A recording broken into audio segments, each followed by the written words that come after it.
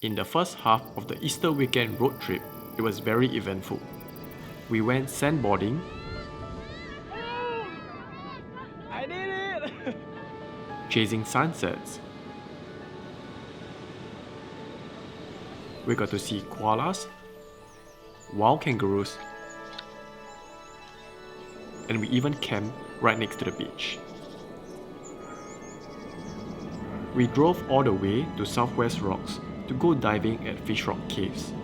Unfortunately for us, we received news that the dive has to be cancelled due to bad weather. Yeah, that is the most unfortunate news because that's actually the whole reason why we drove so far up north. So our new plan is to drive further up north to this place called Waterfall Scenic Drive. The name is pretty self-explanatory. It's gonna be a drive past multiple waterfalls, so let's go check it out. Okay, so we're at the first stop for today, which will be Crystal Shower Falls. But before we head in, we're gonna go to the picnic area to have our, now it's brunch.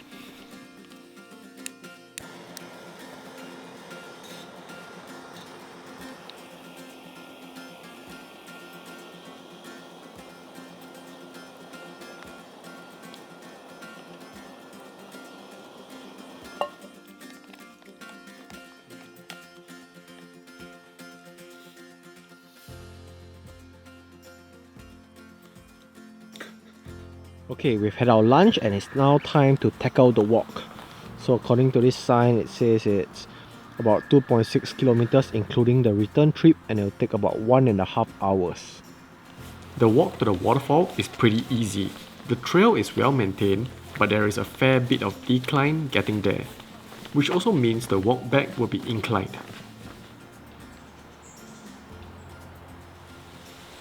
You will see a small waterfall on the walk there. Fret not and don't be disheartened because this is not the main waterfall. Just walk a bit further and you will see Crystal Shower Falls. You can view it from a wooden bridge.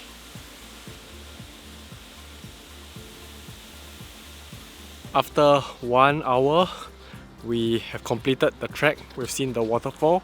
So the information on the board is pretty accurate. The round trip will take about between 1 to 1.5 hours. So now we're on to our second waterfall. So we're at our second location, Eball Falls.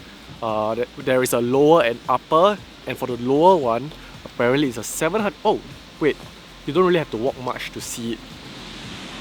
Just less than 3 minutes, I guess, and you can see the waterfall. I like it. So from where we are standing, we can't get a full view of the waterfall, and at times like this, it's best to send your drone up in the air.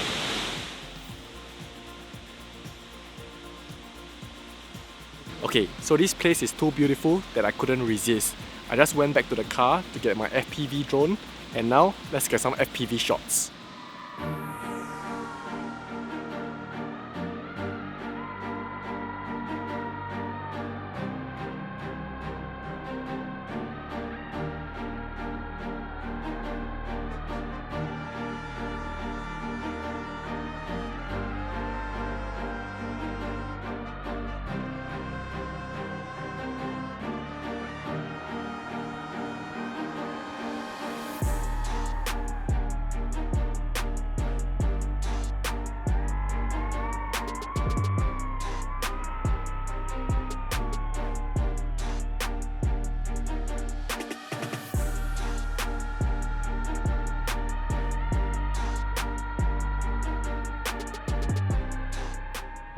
We are just done with Eball Falls. We are just done with Eball Falls, and honestly, this place looks really good. There are two falls. One is the upper one is the lower one.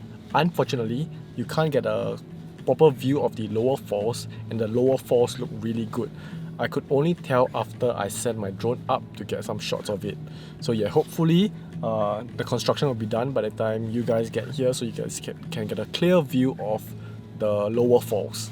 And for now, we're gonna head out to our third location for today. Hi, we're now at Wallalombie Falls, which is the last stop for the day before we take a break. Yes, it's been a really long drive. It has been over 200 kilometers from where we started from, which was Trail Bay Gold Campground.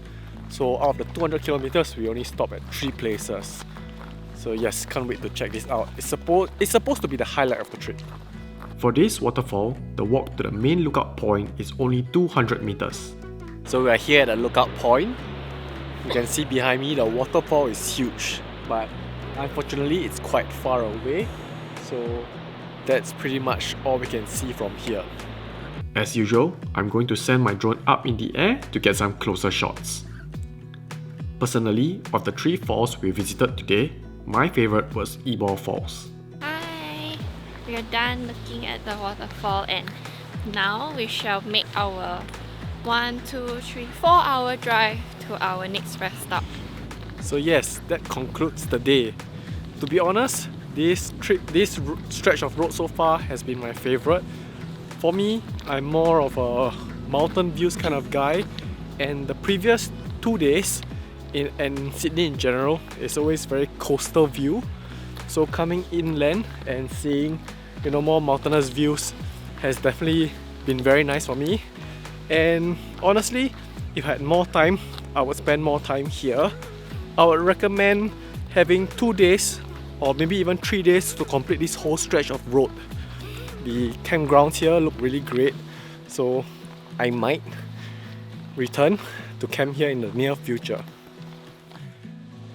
Our 4th and final day is a chill one. The main bulk of our time will be spent driving back to Sydney, but we'll be making some pit stops that are along the way. The first one is the tanks in Forster.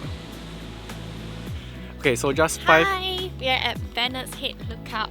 and that is just a 5 minutes drive further up from the previous area, the tanks. Bennett's Head Lookout. The view here is quite nice, and I think there are people there trying to spot dolphins with their binoculars, but if you're without binoculars, I don't think you'll be able to see much. But yeah, this is a nice scenic lookout. Okay, so we're at our last stop for the day. We are at Sail Rocks. I'm going to quickly get some drone shots, and then the weather is perfect for the beach, so afterwards we're going to head down. I'm going to leave the cameras behind and just enjoy the water.